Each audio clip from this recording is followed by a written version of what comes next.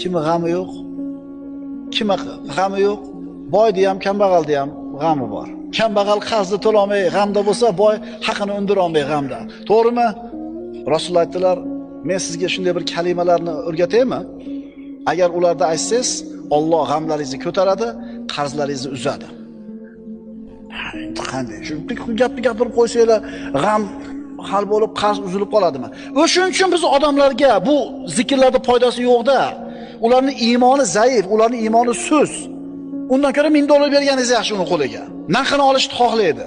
Mana shu yerda mu'minni mu'min emas odamdan farq ajraydi-da. O'rgating yo Rasululloh dedi. Rasululloh aytdilar, shunday deng.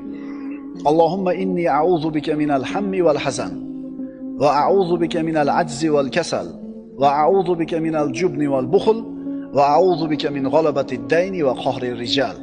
Haligi sahoba eshitdi, yodladi va aytib yurdi. Hech qancha vaqt o'tmadi, Alloh g'amlarimni ham ko'tardi, qarzlarimni ham uzdi deydi.